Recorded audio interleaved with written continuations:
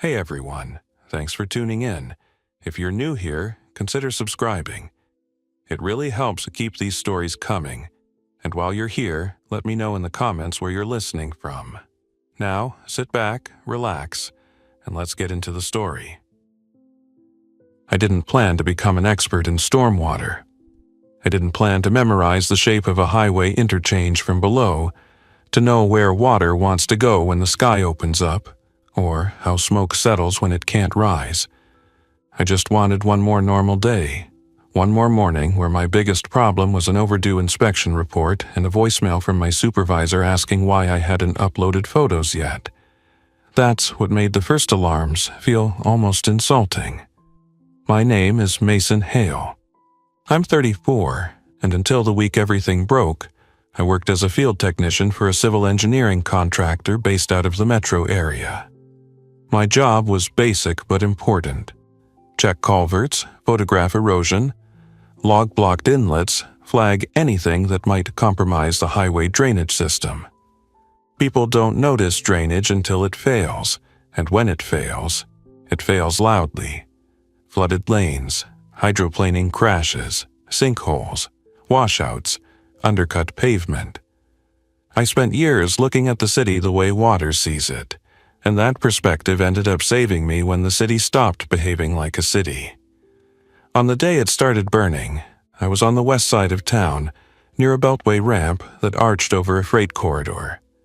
The interchange was a concrete knot, a flyover, a braided-on ramp, a collector-distributor lane, and beneath all of it the stormwater network, box culverts and reinforced concrete pipes funneling runoff away from the pavement. The surface looked dry and ordinary. The world above was still pretending. Then the smoke arrived. At first, it was a smear on the horizon, the kind you'd blame on a brush fire or a warehouse incident. I was parked on the shoulder with my hazard lights on, in a white utility van with the company logo on the door. I had a hard hat on the passenger seat and a tablet in my lap showing a map pin labeled Inlet Structure 12B. My phone kept buzzing with alerts, public safety messages that were worded carefully, like someone was trying to keep panic from spilling over. Emergency situation. Avoid downtown. Shelter in place if possible. Shelter in place. I remember laughing once, a dry little sound that felt out of place in the cab of my van. Shelter in place was what they told you during thunderstorms or chemical spills, not whatever this was. I'd already seen the videos, grainy, shaky footage of people moving wrong, collapsing in the street and then getting back up. I'd heard the rumors in the contractor break room. It's like rabies. It's like fentanyl, but worse. Don't let anyone bite you. People said bite like it was a joke. It wasn't. The radio in the van was tuned to the local AM emergency band. It crackled between overlapping voices. There were references to civil unrest, medical surge, intermittent communications. The anchor kept repeating numbers and routes, interstates, exits, boundaries of evacuation zones. It sounded like a weather event. That was the first lie the city told itself, that this could be drawn as a shape on a map and obeyed. I got out to check the inlet. The inlet structure sat in the shoulder of the on-ramp, a grated opening with a concrete throat that swallowed water during storms. My boots crunched on gritty sand that always collected at the edge of pavement. I lifted the grate with the pry bar and leaned down with the flashlight, not thinking about what it meant to stick my head near an opening that led into darkness. I was thinking about routine. I was thinking about corrosion and debris. I was thinking about finishing my route and getting home. The smell hit me first. Stale, damp air with a faint chemical bite, like old detergent. That wasn't unusual. Storm drains held everything. Gasoline sheen, trash, spilled motor oil, runoff from parking lots. But layered under it was something else. Something like smoke, even though the air above the highway was still clear. Smoke travels. It finds low places. I put the grate back down and stood up, squinting at the skyline. A column of dark gray was rising now, thicker than before, ballooning over the city like a bruise. Wind pushed it sideways. Somewhere out there, blocks were burning, and the way the smoke rolled told me it wasn't just one fire, it was many, scattered, uncontrolled. My phone lit up again, a text from my supervisor. "Get off the road, go home. Do not stop for anyone. If you can't get home, find secure shelter." That last line sat heavy. If you can't get home. That was the first time I let myself admit that home might be unreachable.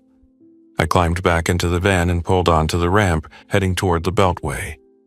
Traffic was thickening fast, like everyone had received the same message at once. Cars swarmed like ants with a disturbed nest. Some people drove with purpose, hugging lanes, checking mirrors, making quick decisions. Others drifted like they were asleep at the wheel. I saw a minivan with a rear window shattered outward, glass glittering on the trunk. I saw a pickup truck with its tailgate down and a mattress half falling out, strapped with a rope that flapped loose. I saw a city bus stopped on the shoulder with its doors open and no driver in sight. Up ahead, near the merge, someone was walking against traffic in the emergency lane, waving their arms. They wore a hoodie and moved with a jerky stiffness, like their joints didn't agree on directions. Drivers swerved around them, honking. The person didn't react to horns. They just kept walking, face turned slightly down, as if following something only they could see. I kept my hands tight on the wheel, my eyes flicked to the rearview mirror every few seconds. My mind ran in loops, trying to categorize what I was seeing. Medical crisis, riot, fire, evacuation. None of the boxes fit. Everything felt like a deck of cards that had been dropped and kicked. As I approached the merge, the person in the emergency lane turned their head toward me. I saw their face for half a second through the windshield. Their mouth hung open. Their eyes were wide but unfocused, as if looking past me rather than at me. Their skin was pale, sweaty, and streaked with grime.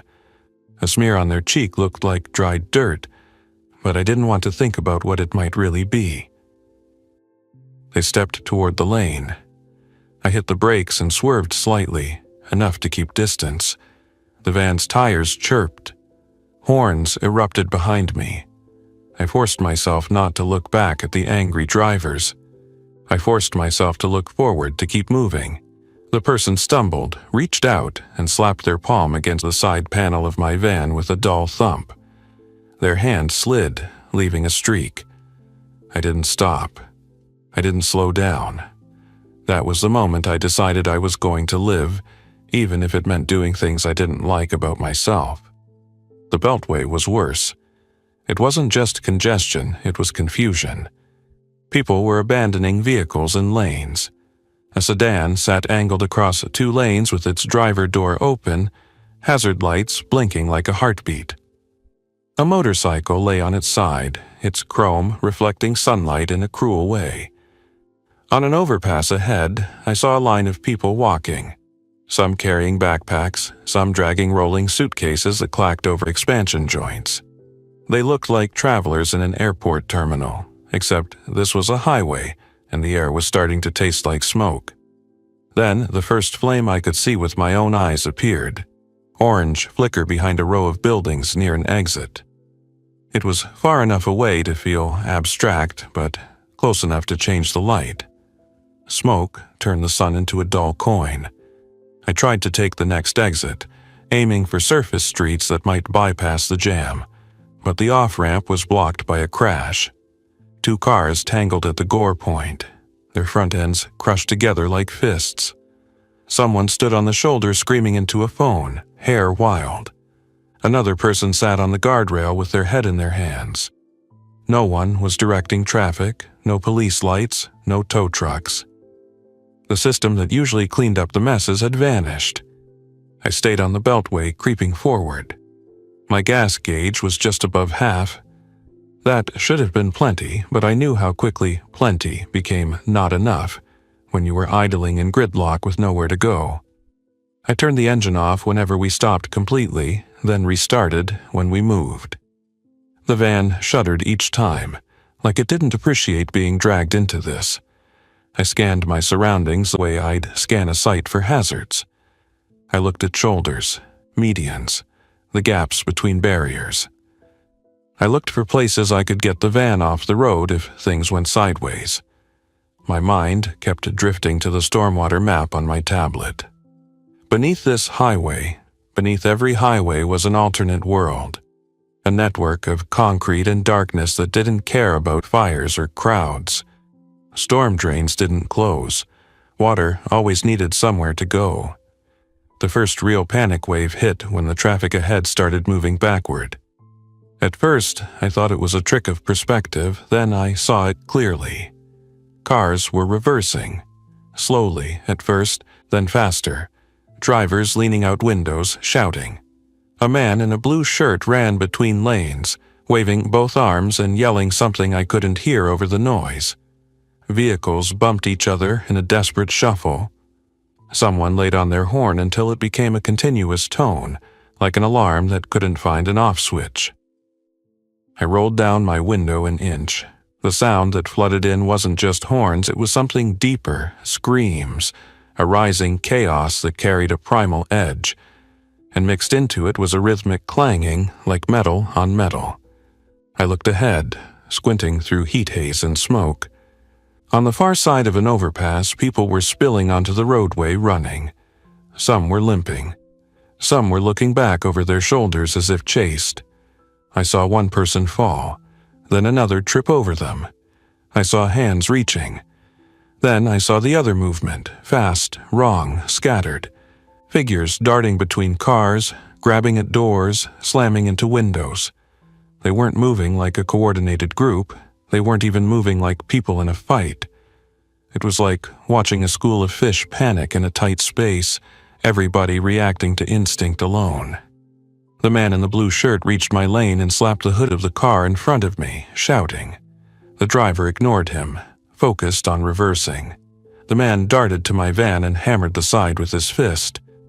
"Turn around," he screamed, face red, eyes huge. "Go back. They're on the bridge."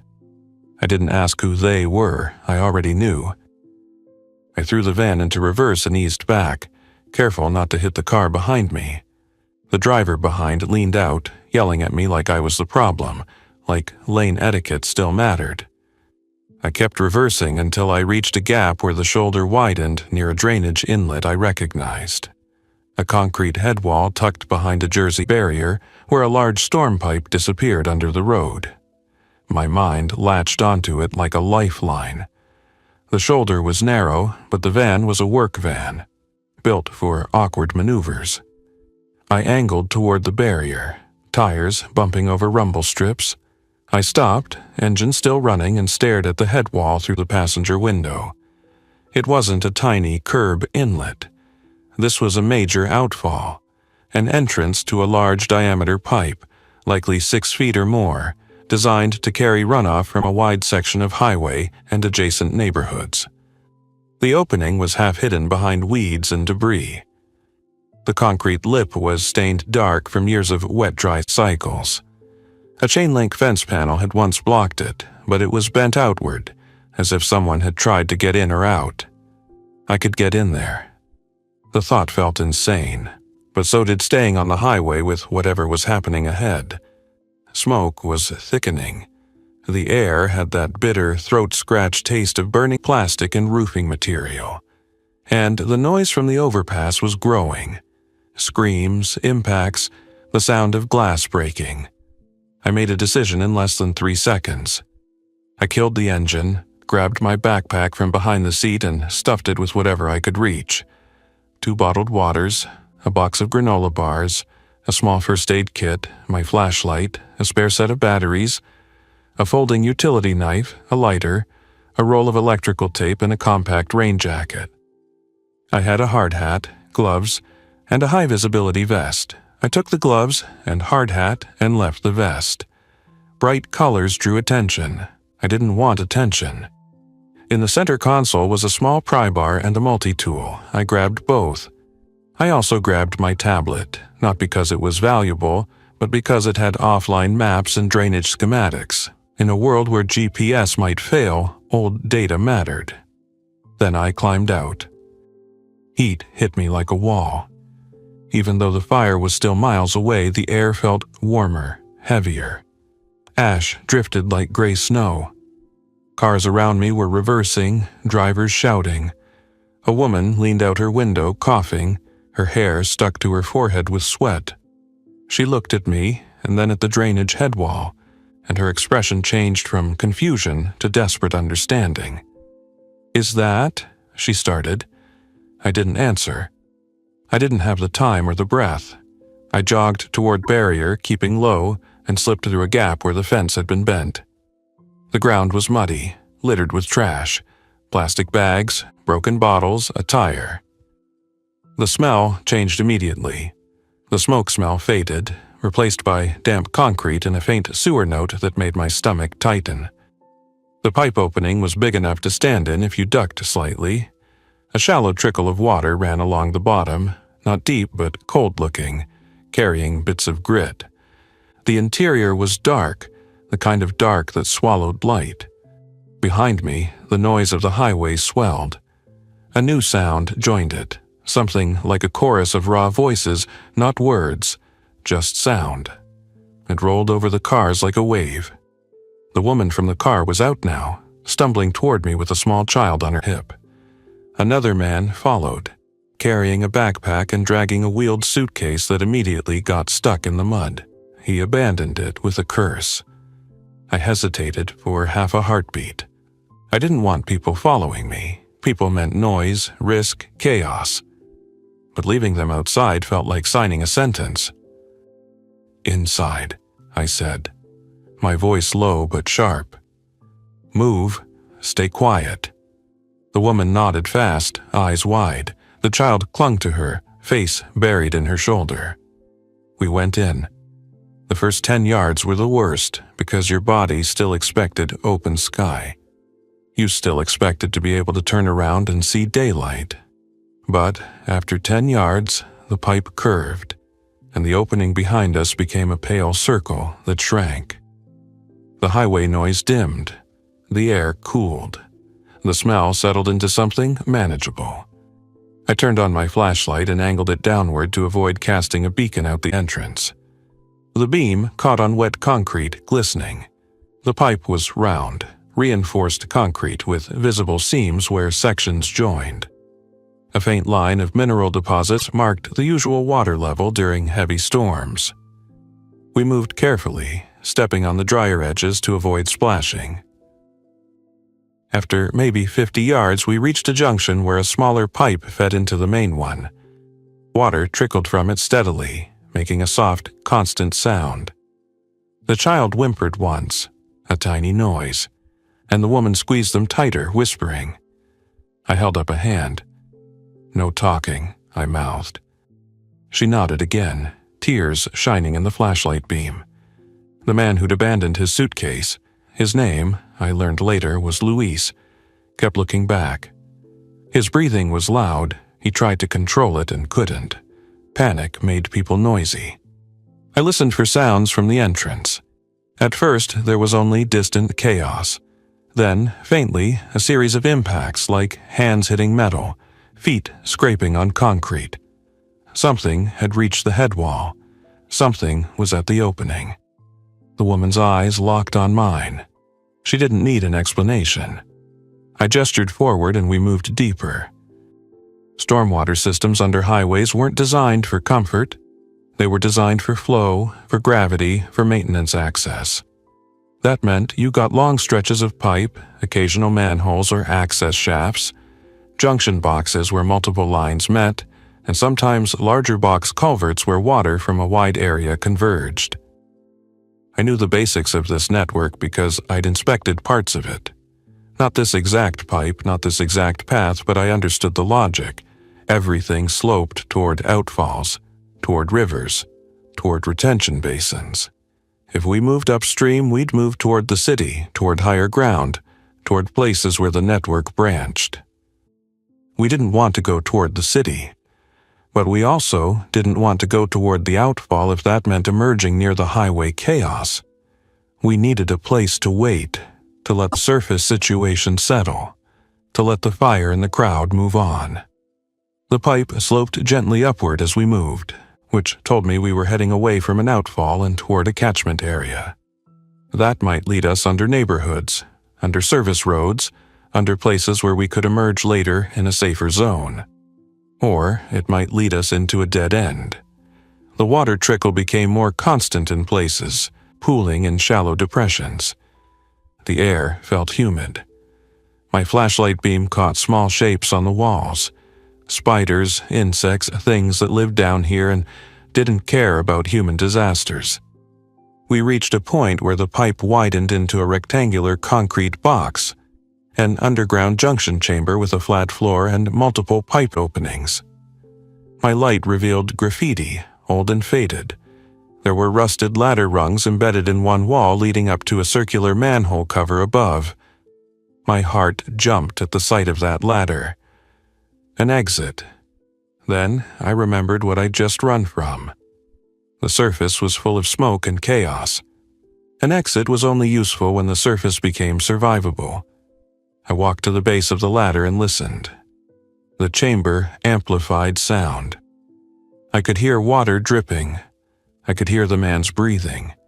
And above, faintly, I could hear something else. A low rumble, like distant traffic, but distorted. It might have been vehicles. It might have been fire. The child shifted and the woman, her name was Kara, I found out later, rocked them gently. Luis whispered, unable to help himself. "Are we safe?" I looked at him, my flashlight catching the shine of sweat on his forehead.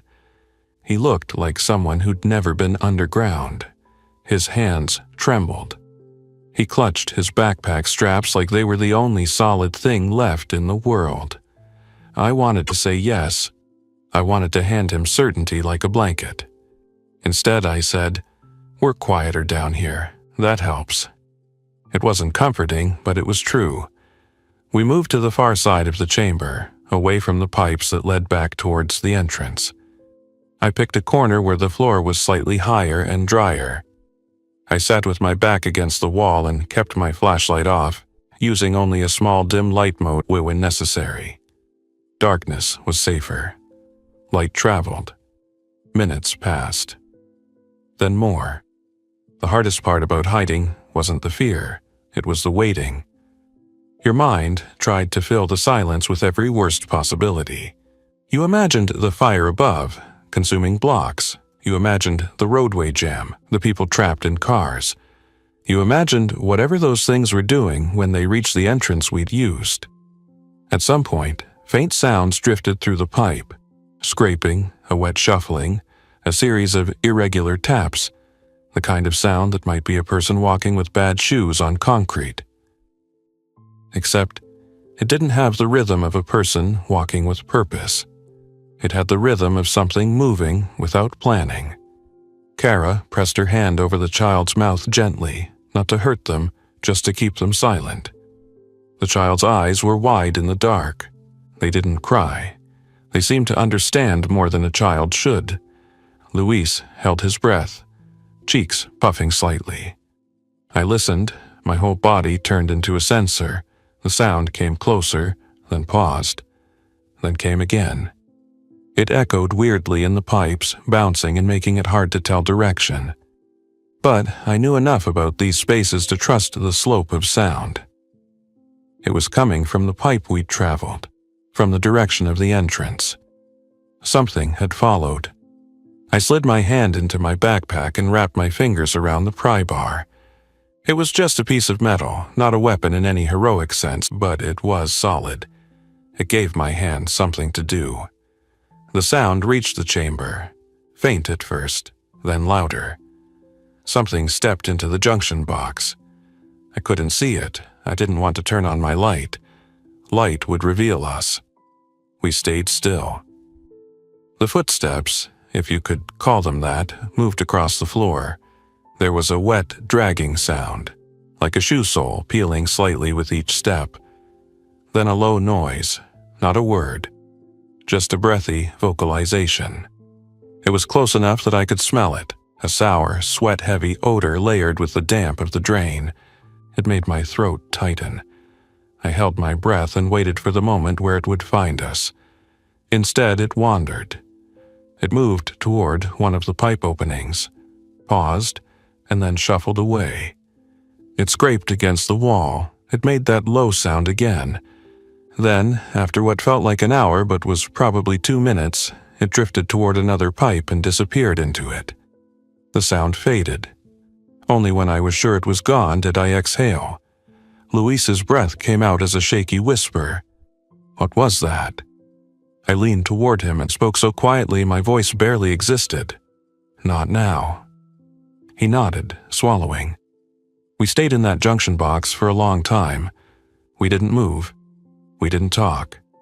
We waited for more sounds, for any sign that we were being hunted. Eventually, the pipes went quiet again, only the steady drip and trickle of water. That's when the reality of another threat settled in. Smoke. Even underground, you weren't immune. Smoke found openings. It seeped down through manholes, through cracks, through the porous space around utility penetrations. If the city above was burning in multiple places, the stormwater system could become a chimney in reverse, pulling dirty air into the lowest spaces. I could already taste it when I swallowed. An acrid edge that hadn't been there earlier. I pulled my rain jacket from my bag and tore off a strip of cloth from an inner seam using my utility knife. It wasn't ideal, but it was better than nothing. I poured a small amount of bottled water on it and handed it to Kara. "Cover your mouth and the kids," I whispered. "Keep some of it out." She nodded, grateful, and did the same. Luis looked at me, and I tore another strip and handed it to him. He wet it and pressed it over his nose like he'd seen people do in movies. This wasn't a movie, but sometimes the simple tricks still mattered. The smoke smell grew stronger over the next hour. It wasn't choking, not yet, but it was present. It told me the surface was getting worse, not better. Fires were spreading, and with them came heat, and with heat came pressure changes that moved air in unpredictable ways. We couldn't stay in that junction box forever if smoke started pooling. We needed a strategy. Move deeper to places where air might be cleaner, or move toward an access point where we could climb and check conditions. Checking conditions was risky, but it was also the only way to avoid waiting until it was too late. I decided to scout the manhole. I left Kara and Luis in the corner and crawled quietly to the ladder rungs. I moved slowly, making sure my boots didn't scrape. I climbed without using my flashlight, feeling each rung, trusting muscle memory from years of confined space training. My company took safety seriously. We had rules: never enter without a permit, never enter without gas monitoring, never enter alone. I was breaking every rule, but rules were for a world that still had rescue teams. At the top, my head reached the manhole cover. It was a heavy cast-iron disc with a patterned surface. I pressed my ear against it. At first, I heard nothing but a distant roar, like wind through trees. Then I realized it wasn't wind, it was fire. Fire has a sound when it's consuming large areas, a constant hungry noise. I also heard pops and cracks, materials failing, vehicles maybe, electrical transformers, and above it all, faintly, the wail of a siren that sounded weak and far away, like a ghost of the system that used to respond. I didn't hear voices near the manhole, which was good, but I didn't know what near meant in a city full of echoes and smoke. I nudged the cover upward with the pry bar, just enough to create a thin gap. A line of light appeared. Gray light, filtered through smoke. Heat poured in immediately. A dry warmth that made my eyes sting.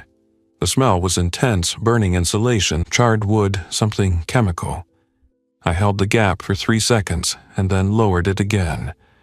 It was not time. I climbed down and signaled to Kara and Luis with a hand motion.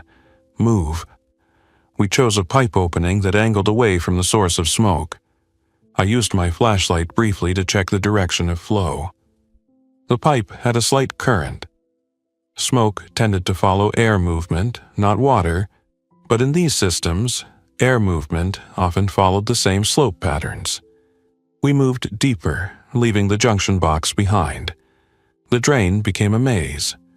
Sometimes the pipe narrowed, sometimes it widened. Sometimes we crossed under what I could tell, by the vibrations and rumbling, were major roads. The sound of heavy vehicles was replaced by the dull boom of something collapsing or exploding in the distance. Each time a vibration passed through the concrete, dust fell from seams like powder. We came to another chamber, smaller this time, with a grated side inlet that let water spill in from a surface channel. It was dry now, but the stains showed it could flood during rain. I watched the ceiling, noting cracks. If the city above was burning, water mains might break. If water mains broke, underground spaces could flood suddenly. That thought wasn't abstract, it was immediate. It was physics. Pipes burst. Water finds the low points. Low points were where we were hiding. I stopped and looked at Kara and Luis. "We can't stay where we could get trapped by water," I whispered. "If water rises, we need a way out." Kara's eyes were tired, but she nodded. She understood the logic even if she didn't like it. Luis asked, voice barely above a breath, "What's your name?" "Mason," I said. "Kara," she answered, then pointed to the child. "Eli?" "Eli," a small name that felt like an anchor in a world losing anchors. Luis nodded. "Luis, I was driving deliveries." "What kind?" I asked, partly to keep him grounded, partly to know what skills he might have. "Medical supplies," he said. "Clinics, pharmacies. I had a route." Medical supplies. That made his backpack suddenly more interesting. "What do you have?" I asked. He hesitated, then unzipped his bag and showed me a handful of items. A few sealed gauze packs, alcohol wipes, a small bottle of pain reliever, some gloves, and a couple of disposable masks. Not a treasure trove, but down here it mattered. "Good," I said. "Keep it." We moved again, and time lost its shape. Underground, you couldn't mark minutes easily. Your body measured time by hunger, by thirst, by fatigue, by the growing ache in your lower back from crouching. We rested when we found dry spots. We drank small sips of water, rationing. We ate a granola bar split between 3 adults and a child. Tiny bites, slow chewing. At some point, we heard voices above through a manhole somewhere, shouting, then running footsteps. A vehicle engine revved, then cut off. Something heavy slammed, like a door. The voices faded. Later, we heard a different sound. A series of impacts that came from multiple directions, as if something was moving along the surface and hitting metal. It could have been debris. It could have been people banging on barriers. It could have been those things again, drawn to sound. Every time we heard it, we froze. The smoke smell came and went. Sometimes it was strong, forcing us to press wet cloth tighter to our faces.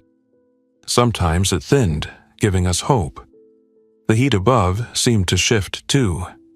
In some sections, the concrete felt warmer, as if fire was directly overhead. In those areas, the air was staler, and my instincts screamed to keep moving. Concrete held heat. Underground spaces became ovens if a large fire burned long enough. We eventually reached a point where the storm drain transitioned into a larger box culvert. Rectangular passage tall enough to walk upright. The floor was mostly dry, with a shallow channel cut into it for low flow. The walls had maintenance markings, numbers stenciled in faded paint, and occasional side tunnels. The sound of the surface was muffled, but still present. It was distant now, which suggested we'd moved away from the highway chaos and deeper under a different part of the city. I pulled out my tablet and turned it on in low light mode. The battery indicator was lower than I liked, but still alive. The offline map loaded slowly. GPS didn't work underground, but the map still showed the general layout of the drainage network I'd downloaded. Culverts, outfalls, manholes. I zoomed in on the beltway area and traced possible lines with my finger. If we'd entered near the interchange, moving upstream could have brought us under a neighborhood near a service road and a creek. If we could reach a point where the drainage system ran near an open channel or retention pond, we might find cleaner air and an exit away from dense urban fire. "We need to get out somewhere that isn't the main roads," I whispered to Kara and Luis. "Somewhere near water, maybe a park or a drainage basin." Kara's eyes narrowed. "Is there a park?" "There should be," I said, not fully sure. Cities built parks around flood control sometimes. Green space doubled as runoff management. Luis looked at the tablet like it was magic. "How do you know this?" "It's my job," I said. And for the first time since the day started, my job didn't feel pointless. It felt like a tool.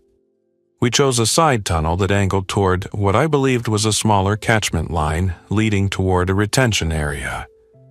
The tunnel was narrower, and we had to crouch again, but the air felt a little fresher. Less smoke, more damp earth smell, like soil. After another long stretch, we found a vertical access shaft with a ladder and a bolted metal cover above. Not a simple manhole, but a maintenance hatch that likely opened into a fenced area. That was promising. I climbed again, slow and careful, and pressed my ear to the cover. This time, the sound above was different. Instead of roaring fire and horns, I heard wind and distant crackling. Not close, not immediate. I also heard birds, faint chirps, confused but present. Birds were a good sign. Birds didn't hang around thick smoke. I used the pry bar to test the cover. It was bolted. I dug in my pocket and found my multi-tool, flipping out the wrench bit. The bolts were rusted, but not impossible. I worked slowly, turning each one just enough to loosen. My hands shook from fatigue, and sweat made the tool slippery. I forced myself to keep movements controlled. A dropped bolt would clatter loudly. When the last bolt loosened, I lifted the cover a fraction. Fresh air spilled in, cooler, cleaner. The difference was immediate and almost painful in how good it felt. I held it open and looked through the gap. The world above was gray. Smoke still hung in the air, but it wasn't the choking wall it had been before. I could see sky, muted.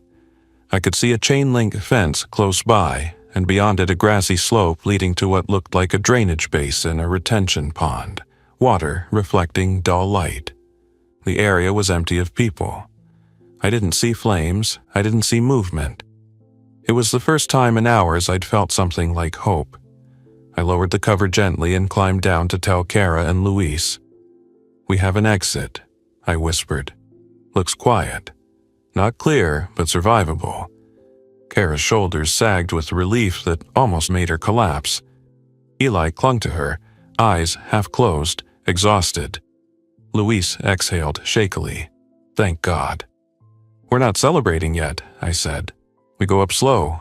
We listen. If anything feels wrong, we come back down. No noise." They nodded. We climbed one at a time. I went first, lifting the cover enough to slip out. The air outside tasted like smoke, but also like open space, like wind moving through grass. I stepped into a fenced maintenance area with gravel underfoot. My boots made a soft crunch. I froze and listened. Nothing.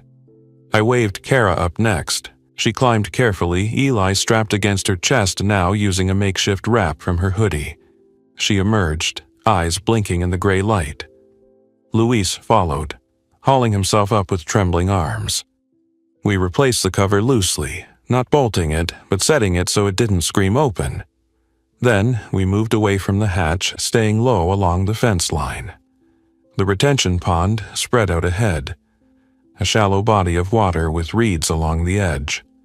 The grass around it was damp. A small maintenance road looped around the basin, leading toward a line of trees and beyond them a residential area. The city skyline was visible in the distance, but it looked wounded. Smoke pillars rose from multiple points. The sun was a dim shape behind haze. The air was quiet in a way that didn't feel peaceful. It felt like the pause after something terrible, when the noise has moved elsewhere but the danger hasn't left. "We need a plan," Kara whispered, voice hoarse. I nodded. "We move away from the smoke. We find somewhere solid, a building, maybe, but not downtown. Something with one entrance. We rest. We figure out food and water." Luis pointed at the trees. "There might be houses." "There are always houses," I said. "The question is, who's in them?" We moved along the maintenance road, using the trees as cover. I kept scanning, windows, rooftops, corners. I watched for movement that didn't match normal human behavior. I watched for clusters of people, which were just as dangerous as the infected. Panic made regular people unpredictable. As we walked, I felt my body catching up with exhaustion. My legs were heavy. My mouth was dry. The damp cloth mask helped with smoke but made breathing feel thick. Kara's face was streaked with soot and sweat. Luis's hands were scraped from ladders. Eli was quiet, eyes wide, absorbing everything. We reached the edge of the residential area and stopped behind a hedge. The street beyond was empty of cars moving. Parked vehicles sat at odd angles, some with doors open. A mailbox had been knocked over. A faint smell of smoke lingered, but less than before. Then we heard it, a distant rhythmic thudding, like something hitting a metal gate. It came from the direction of the main road. It wasn't close, but it was there. Luis swallowed. "We should keep moving." "Agreed," I said, but carefully. We cut between houses, staying in backyards where fences and sheds gave us cover. We avoided open streets. We moved like burglars, not heroes. Survival wasn't about bravery, it was about not being noticed. We found a small utility building near a community park, likely a pump station or maintenance shed for irrigation. It was a concrete block with a metal door, no windows on the side facing us. A fence enclosed it, and the gate was locked, but the lock was old.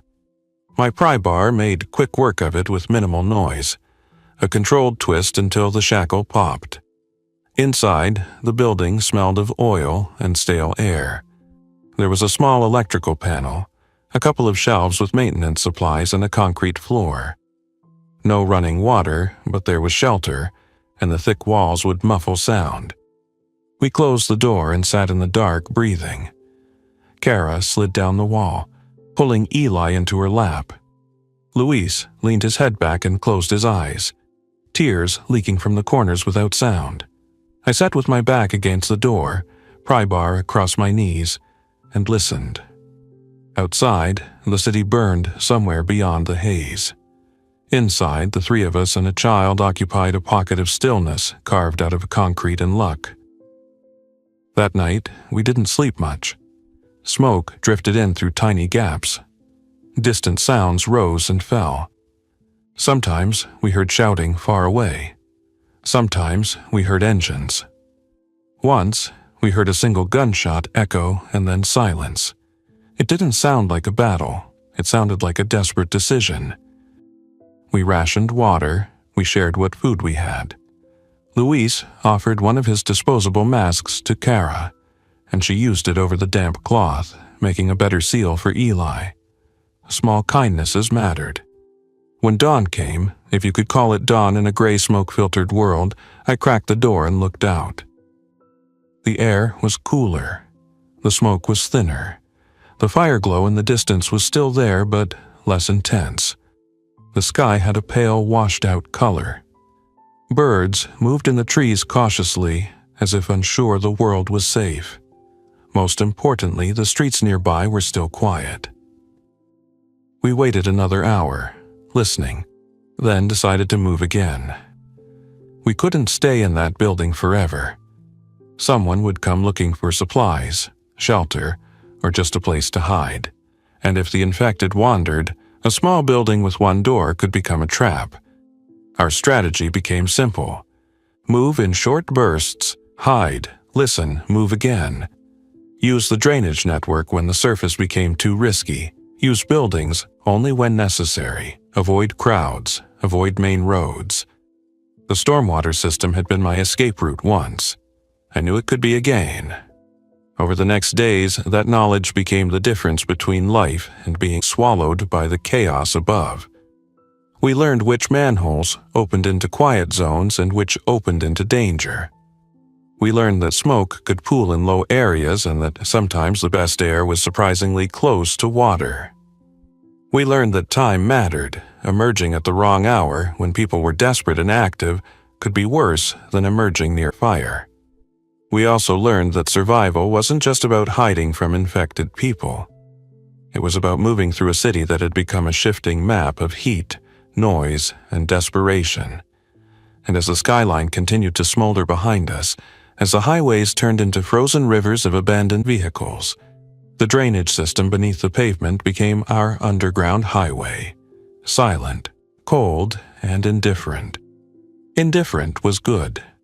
Indifferent didn't chase you. It didn't scream. It didn't burn. It just existed, waiting for water. And for people like us on the worst week of our lives, that was enough. Thanks for listening. If you enjoyed this story, don't forget to like and subscribe. Your support keeps these creepypastas coming. Until next time, stay alert, stay safe, and never ignore the feeling that something is watching.